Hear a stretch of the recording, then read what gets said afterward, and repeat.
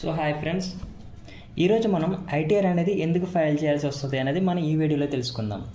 ముందుగా మన పేజ్ని ఫాలో చేసి ఈ అకౌంట్ని లైక్ చేయండి. So why should you file and ITR? So the main fine reasons అనేది నేను ఇక్కడ ఎక్స్ప్లెయిన్ చేయదలుచుకున్నాను.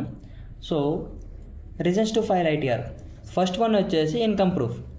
సో ఐటీఆర్ అనేది అఫీషియల్ ఇన్కమ్ ప్రూఫ్గా మనం యూజ్ చేస్తాం. సో అది ఎప్పుడు ఫ్యూచర్లో లోన్స్ కానీ, వీసాస్ అప్రూవల్ కానీ, ఫైనాన్షియల్ వెరిఫికేషన్ వచ్చేటప్పుడు కానీ ఐటీఆర్ అనేది ఇన్కమ్ ప్రూఫ్గా మనకు యూజ్ అవుతుంది. సెకండ్ వన్ వచ్చేసి లోన్ అప్రూవల్.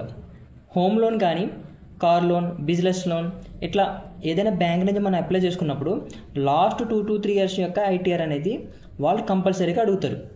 సో అప్పుడు కూడా మన ఐటీఆర్ అనేది యూజ్ అవుతుంది. సో థర్డ్ వన్ వచ్చేసి ట్యాక్స్ రిఫండ్. సో మన శాలరీ నుంచి టీడీఎస్ కానీ ఏదైనా కట్ అయి ఉంటే కనుక ఐటీఆర్ ఫైల్ చేయడం వల్ల మన ట్యాక్స్ అనేది రిఫండ్ అనేది వస్తుంది.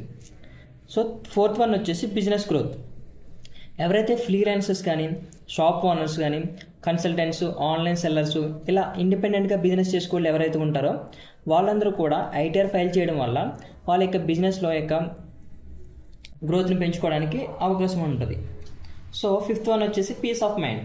So time to time ITR file చేయడం వల్ల ఫర్దర్గా ఫ్యూచర్లో ఎప్పుడైనా ఇన్కమ్ ట్యాక్స్ నుంచి నోటీస్ వచ్చే ఛాన్సెస్ ఏమైనా ఉంటే దాన్ని అవాయిడ్ చేయడానికి ఛాన్స్ ఉంటుంది.